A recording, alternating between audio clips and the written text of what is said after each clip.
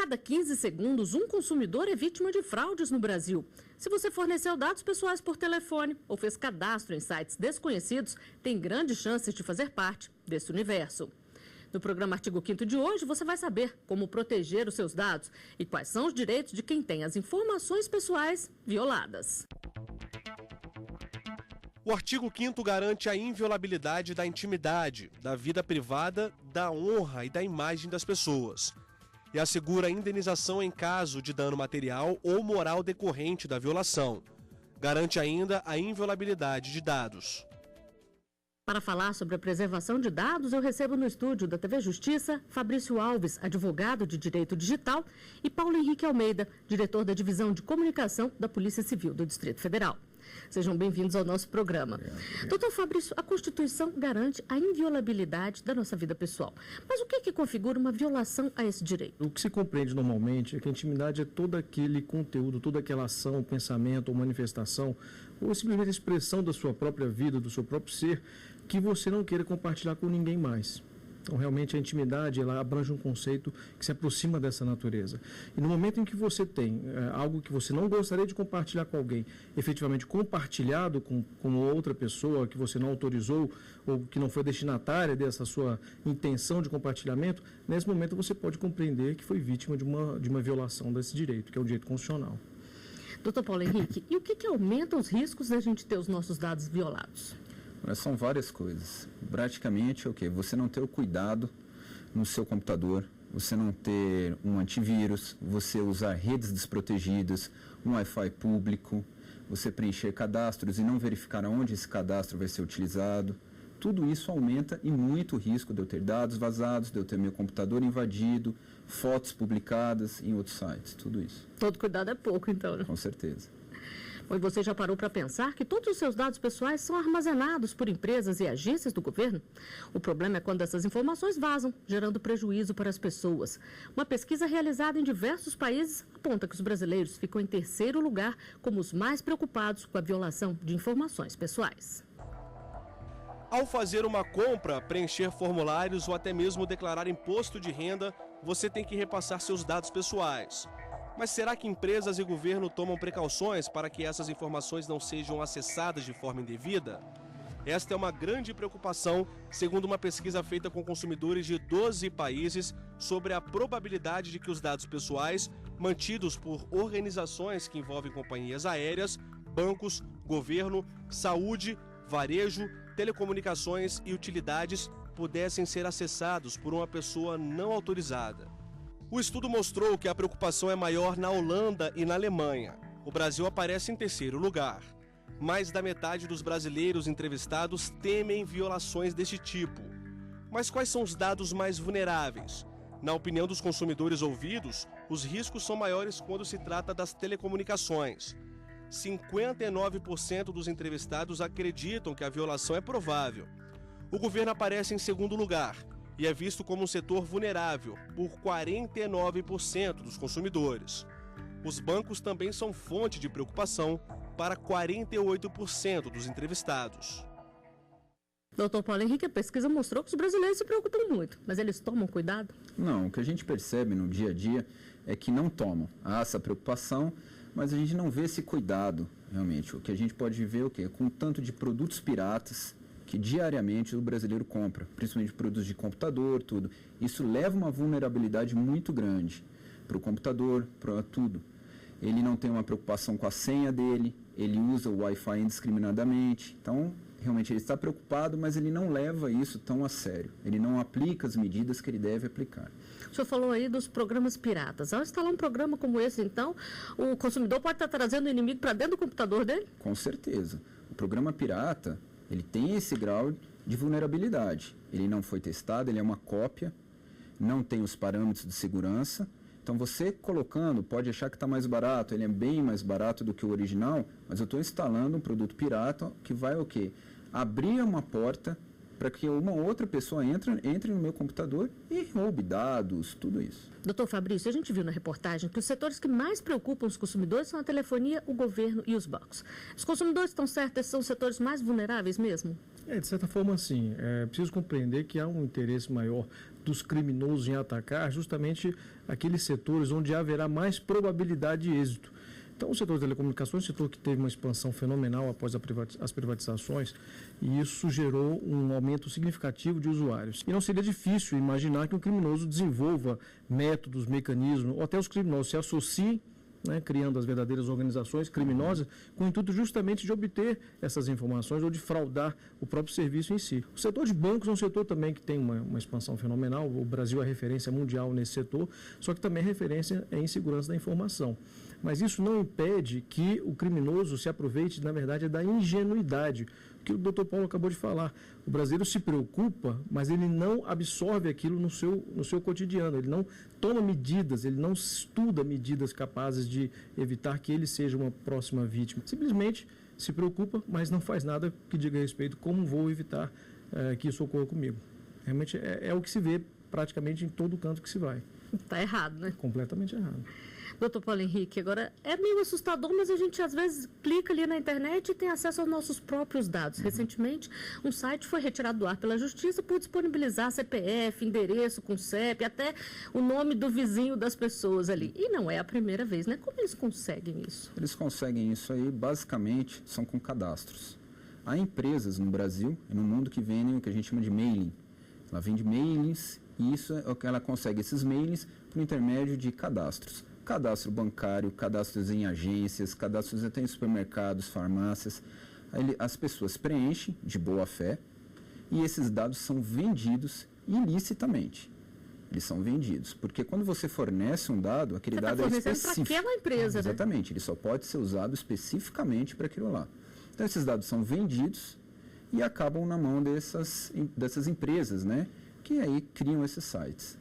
E tem como rastrear essas empresas que vendem os dados? Não é tão fácil, mas dá para rastrear sim. Você vai chegar numa cadeia e vai conseguir chegar até da onde veio a origem daquele dado. Né? A Polícia Civil e a Polícia Federal estão habilitadas, têm a tecnologia capaz de fazer todo esse rastreamento. Doutor Fabrício, o que pode acontecer tanto com uma empresa que vende os dados, quanto com essa empresa que coloca um site ali disponibilizando todas as nossas informações pessoais que podem ser usadas para coisas indevidas? No primeiro panorama, civilmente, ela já tem uma grande carga de responsabilidade. Então, ela pode vir a responder por indenizações de toda sorte. Existem outros aspectos também que dizem respeito à violação de obrigações legais. Como o doutor Paulo mencionou, são realmente atitudes ilícitas, comércios ilícitos, porque ferem determinações legais que existem hoje, que o brasileiro hoje já dispõe. O Marco Civil da Internet talvez seja a referência legal mais importante nesse aspecto. Ou seja, é princípio geral do uso da internet no Brasil que haja proteção da privacidade e a proteção dos dados pessoais. Eu só posso fornecer meus dados para você se você me perguntar, primeiramente, eu consentir com isso e você utilizar aqueles dados para a finalidade para a qual você está coletando. O que ocorre quando ela desvirtua, quando ela começa a se interessa por comercializar isso para empresas que não têm nenhuma relação original com o negócio que você contratou com ela, ou para o qual você preencheu o cadastro, e já começa a atrair uma responsabilidade diferenciada. O Marco Civil prevê multas administrativas, prevê suspensão do exercício da atividade comercial, da atividade econômica, existem elementos que a própria lei dispõe. E há, claro, a figura da responsabilidade penal. A depender de como se obteve aquele dado e como se está comercializando aquele dado, a empresa ou seus dirigentes podem responder penalmente também. E num caso de um site como esse que disponibilizou para todo mundo as informações pessoais, também é pior? Esse caso é um caso um pouco particular, porque o site não está sediado no Brasil. Na verdade, houve uma engenharia desse modelo de negócio muito peculiar. O domínio do site está relacionado com o país, a empresa está sediada em um paraíso... Justamente para dificultar a investigação. Justamente para dificultar. Então, foi aquilo até que o próprio Ministério Público Federal mencionou. Veja, não se consegue imaginar qual seria a finalidade lícita que um site desse poderia propor a oferecer esse tipo de produto, né, para qualquer um. Até informações fiscais que têm a proteção constitucional. Até isso se ofereceu. Então, qual que seria a finalidade lícita de um site desse? Nenhuma, dificilmente você consegue imaginar. Né? E no momento que esse site comercializa para as pessoas, ele não questiona. Aquela pessoa que se interessa por comprar esse site, por comprar essas informações, não há um questionamento da empresa. Para que você vai querer esse site? Isso, por si só, já viola o Marco Civil da Internet. Bom, e nós temos uma pergunta feita por um telespectador sobre a segurança dos bancos. Vamos conferir. Eu queria perguntar se digitar senha em site de banco é seguro. Doutor Paulo Henrique, é seguro ou não? Como é que a gente pode se precaver aí? Olha, depende. Se ele depende, digitar a senha no terminal do próprio banco, em regra não há nenhum perigo, né? Agora, no computador, a gente tem que ver, o computador está com antivírus? Está com antivírus atualizado? Essa página que ele abriu do banco, ele recebeu esse link via e-mail? Isso é um grande perigo, que é um phishing que eles acabam fazendo, para você abrir um link. Então, isso. Se tiver com antivírus regularizado, produtos licenciados, a página oficial, regra não há perigo, pode acessar, pode digitar a senha. Bom, nós temos mais uma pergunta feita nas ruas para ser respondida aqui no estúdio. Vamos ver. Eu nunca procurei bancos que fazem empréstimos, mas mesmo assim eles conseguem minhas informações. Por que isso acontece? Doutor Fabrício, essa situação é muito comum. Vira e mexe, a gente recebe ligação de empresas oferecendo cartões de crédito que a gente não pediu. Como é que eles têm acesso aos nossos dados? Via comércio de cadastros, né? E não só comércio de cadastros, existem entidades de proteção ao crédito, entidades associativas que efetivamente têm acesso, têm a posse desses cadastros, que são cadastros que contêm informações genéricas do usuário, informações de identificação pessoal, nome, CPF, filiação, naturalidade, nacionalidade, etc, etc. E informações adicionais, são informações bancárias que possam ter interesse. Existe uma lei que regula efetivamente a criação desses cadastros e essa lei apresenta lá a sua disciplina de princípios. O problema é que, às vezes, isso também tem que ser ponderado. Às vezes, o próprio cidadão não se atenta ao fato de que ele está autorizando, quando ele preenche um cadastro, ele está autorizando o uso. Tem que ler direitinho antes. Porque é o que a legislação disciplina. Tanto a lei que disciplina a criação e a comercialização e a criação dos bancos, como o Marco Civil, eles falam é necessário consentimento do cidadão, em cláusula apartada, em cláusula específica. E, às vezes, a gente simplesmente vai preenchendo, assina, concorda com tudo, sim, dá autorização sem observar que estamos realmente correndo alguns riscos com isso. É preciso ponderar esse aspecto também. Doutor Paulo Henrique, a empresa pode enviar um cartão de crédito que não foi solicitado? Não vai contra a lei, né? É encaminhado, você pode ligar no banco e pedir para que seja excluído o seu nome desse cadastro, né? E não utilizar esse cartão. Agora, se esse cartão for habilitado por uma terceira pessoa que recebeu aquilo ali e agiu de má fé, de quem é a responsabilidade? Aí vai ser a responsabilidade do banco. Porque se ele você mandou não sem ser pediu e uma outra pessoa, vai ser responsabilidade do banco. Vai ter que ir na delegacia mais próxima, registrar essa ocorrência e vai ser feita toda uma investigação. Bom, nós vamos a um rápido intervalo. Artigo 5º, volta já.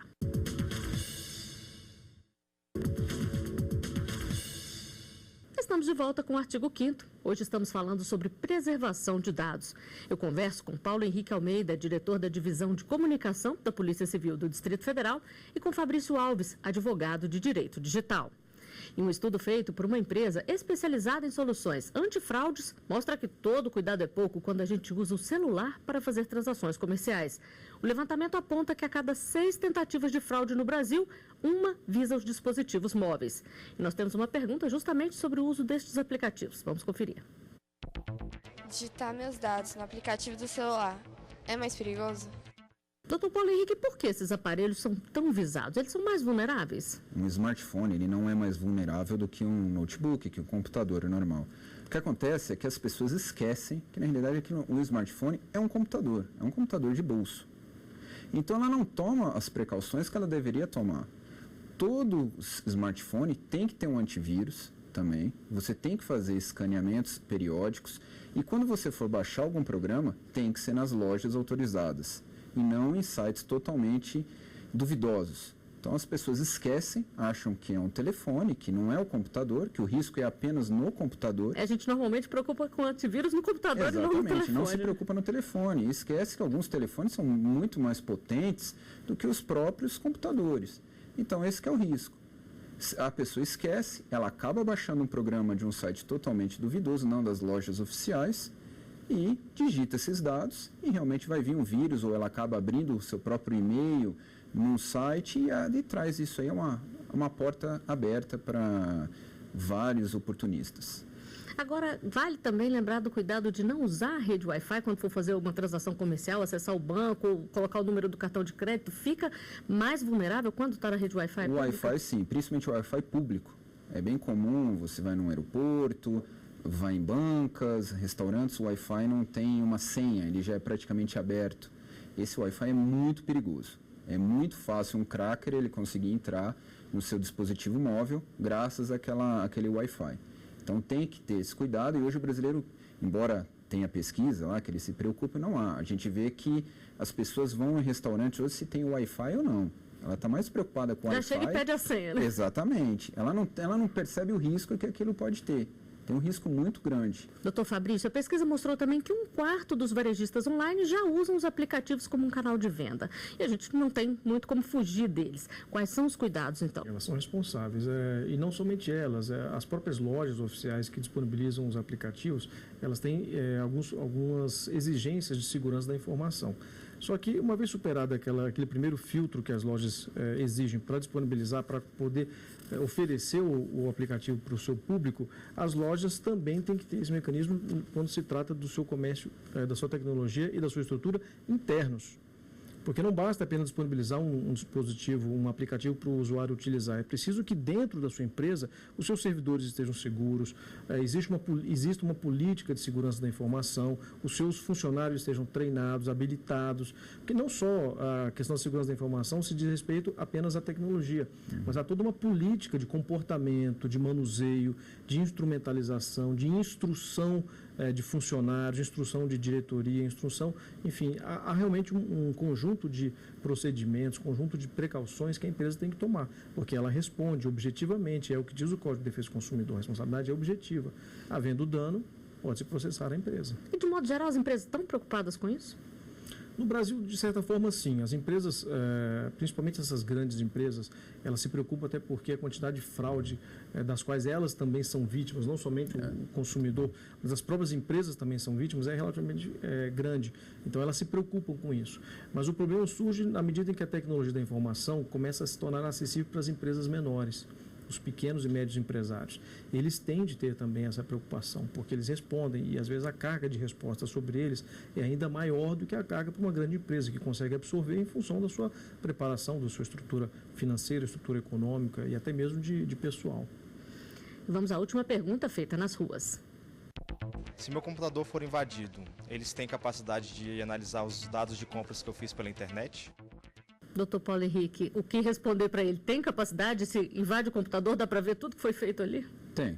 No caso dessa invasão, né, ele vai, como sempre, vai ter que registrar essa ocorrência. A gente vai analisar esse computador dele e hoje as polícias civis, principalmente do Distrito Federal e a Polícia Federal, já tem equipamento, tem a tecnologia suficiente para rastrear e a gente chegar, principalmente, quem fez, quem foi o responsável, através do IP, tudo, a gente vai conseguir chegar e rastrear as compras, tudo dele. E qual é o cuidado básico aí para evitar essa invasão? É comportamento. É como a gente está falando, é o comportamento do usuário. Ele não pode esquecer, ele pensa que está na internet, que ele é anônimo, ninguém está vendo, ninguém está interessado nele.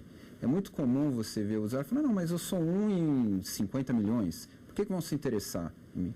Mas não é isso, se interessam por todos. Eles lançam vírus, então vão tentando pegar quem está desprevenido. Então, é comportamento. Você sempre tem o seu antivírus, programas oficiais, escaneamentos constantes, ter uma senha muito forte, não colocar a data de aniversário, o nome da pessoa e trocar periodicamente essa senha. Porque é muito comum hoje o quê? Quebras de senha, porque a pessoa coloca 1, 2, 3, 4, põe a data de aniversário, o nome da esposa, o nome dele. Então, são os cuidados. E sempre está renovando, sempre observando. Se você não deixou esses cuidados de lado, está sempre renovando os cuidados. Será que as pessoas realmente tomam cuidado com os próprios dados? A nossa equipe foi às ruas para conferir. Fui pesquisar na internet e fiquei estarrecido quando eu vi meus dados, meu nome, sem eu ter dado autorização. E uma das medidas, uma das precauções que eu faço para evitar esse vazamento de informação é mudar minha senha periodicamente. Eu procuro sempre ver se o site é seguro, se tem um cadeadinho lá. Isso é muito importante, assim, para proteger os meus dados. E eu não compro com cartão de crédito, geralmente eu uso só o boleto, que eu acho mais seguro. Quando eu não tenho certeza, normalmente faço uma busca na própria internet, vendo se o site é confiável, se outras pessoas fizeram compras ou se existe alguma reclamação. Eu tento preservar ao máximo meus dados pessoais, não colocar em redes sociais informações demais. Compra só em sites muito seguros e não coloco meu número do cartão ou endereço em forma alguma, em site nenhum. O fundamental é você evitar está se excedendo e sempre tentar saber o que você está colocando ali, se aquilo realmente é necessário e que talvez possa te trazer riscos no futuro. Doutor Fabrício, a gente mostrou aí consumidores que parecem estar em sintonia com o que foi falado aqui, mas eles ainda são minoria ou as pessoas já estão começando a ter essa consciência? Na prática, ainda são minoria. A consciência tem se tornado cada vez maior, até porque a mídia tem contribuído muito com isso, programas como esse que nós estamos fazendo, a grande mídia também. Isso realmente contribui para a discussão. Mas não basta isso, é preciso uma orientação adequada e para que isso se torne efetivamente um hábito. E não somente um hábito individual, isso se incorpore na educação familiar. Ou seja, hoje nós estamos vivendo já a geração digital. Né? Estamos falando de crianças que estão crescendo com acesso a isso. Que sabem muito mais do que a gente. Com toda certeza. Eles têm uma facilidade muito grande de aprender. A curiosidade que lhes é peculiar permite que eles tenham um interesse em aprender cada vez mais serviços e conteúdos. E às vezes nem podemos fazer isso. Às vezes a limitação etária deveria impedi-los de ter acesso a certo conteúdo, a certo serviço. Isso não impede, porque falta um pouco de cultura, de segurança da informação, de pais para filhos. Então, na medida em que a gente consegue tornar isso cada vez mais discutido na sociedade, a gente pode ser que tenha uma mudança comportamental. Mas hoje o que se vê realmente é um grande número de fraudes, e não somente crimes que tenham repercussão patrimonial. Há crimes que têm repercussão pessoal mesmo, crimes de pedofilia. Você tem crimes de uso indevido de dados, eventualmente até mesmo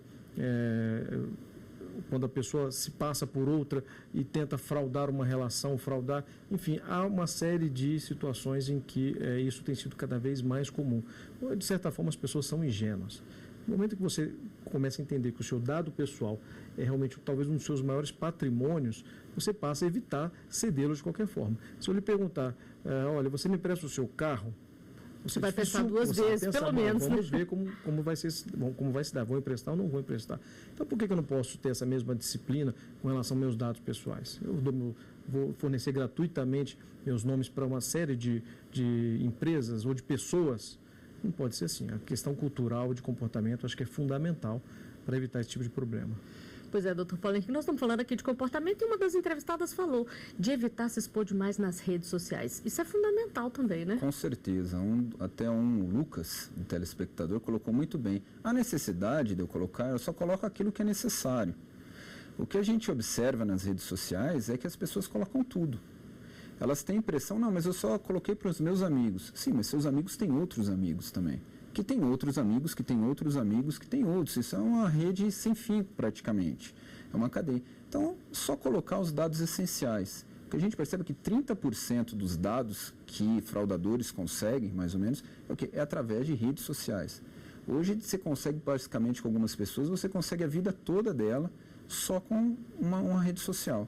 Então, muito cuidado, colocar só aquilo que seja realmente necessário. Vamos para encerrar, eu gostaria de saber de vocês o que o consumidor pode fazer. A gente já falou aqui que tem que evitar se expor demais, né? Mas o que ele pode fazer para que os dados dele sejam mais protegidos, doutor Fabrício? Talvez ter um pouco mais de desconfiança, né? Um pouco mais de preservação da própria intimidade e da própria vida privada. Buscar fornecer esses dados quando for realmente muito necessário, procurar saber quem é o outro lado, quem está pedindo esses dados, procurar se informar. Até um telespectador mencionou isso muito bem. Faz uma pesquisa rápida na internet, nesses sites de reclamações, e procura saber como é que está o comportamento, como é que está, o passivo de reclamações daquela empresa. Então, evitar restringir um pouco mais, ser menos aberto e um pouco mais fechado. Professor Dr. Paulo Henrique. Olha, a internet, ela não tem mais como a gente retroceder. Daqui, ela só vai, o mundo vai ser nem é mais digital, ele é totalmente interagido, ele é quase um só, em termos de rede. Então, não tem como a gente tentar se isolar, tentar não usar. O conselho que eu acho que a gente tem é o comportamento. A gente vai usar, só que com um comportamento adequado. É que nem um carro, exemplo que o Dr. Fabrício estava falando. Todo mundo dirige o carro, mas a gente usa o cinto de segurança. Quando a gente sai, a gente tranca o carro, a gente fecha com alarme e a gente tem o seguro do carro. Então é a mesma coisa com a internet. Todo mundo vai usar, mas você tem que usar com responsabilidade e com um comportamento adequado. Bom, com essas dicas, nós chegamos ao final de mais um Artigo 5º. Doutor Paulo Henrique, doutor Fabrício, muito obrigada pelos conselhos aqui, pelas orientações que são tão úteis para todos nós. E eu agradeço também pela sua companhia. Se quiser fazer parte do nosso programa, é só enviar a sua sugestão de e-mail para artigo5@stf.jus.br. Você também pode rever este e outros programas acessando tvjustiça.jus.br. Até a próxima semana.